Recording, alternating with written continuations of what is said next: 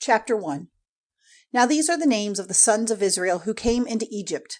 Every man and his family came with Jacob: Reuben, Simeon, Levi, and Judah, Issachar, Zebulun, and Benjamin, Dan and Naphtali, Gad and Asher. All the offspring of Jacob were 70 persons, and Joseph had come to Egypt before them. Then Joseph came to his end, and all his brothers, and all that generation.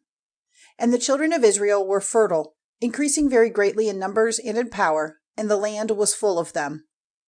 Now a new king came to power in Egypt, who had no knowledge of Joseph. And he said to his people, "See, the people of Israel are greater in number and in power than we are. Let us take care, for fear that their numbers may become even greater, and if there is a war, they may be joined with those who are against us, and make an attack on us, and go up out of the land."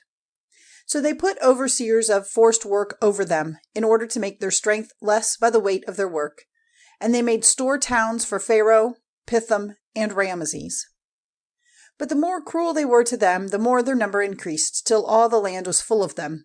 And the children of Israel were hated by the Egyptians. And they gave the children of Israel even harder work to do, and made their lives bitter with hard work, making building material and bricks, and doing all sorts of work in the fields under the hardest conditions. And the king of Egypt said to the Hebrew women who gave help at the time of childbirth, the name of the one was Shiphrah, and the name of the other Puah, "When you are looking after the Hebrew women in childbirth, if it is a son, you are to put him to death, but if it is a daughter, she may go on living." But the women had the fear of God, and did not do as the king of Egypt said, but let the male children go on living. And the king of Egypt sent for the women, and said to them, "Why have you done this, and let the male children go on living?" And they said to Pharaoh, "Because the Hebrew women are not like the Egyptian women, for they are strong, and the birth takes place before we come to them." And the blessing of God was on these women, and the people were increased in number and became very strong. And because the women who took care of the Hebrew mothers had the fear of God, he gave them families.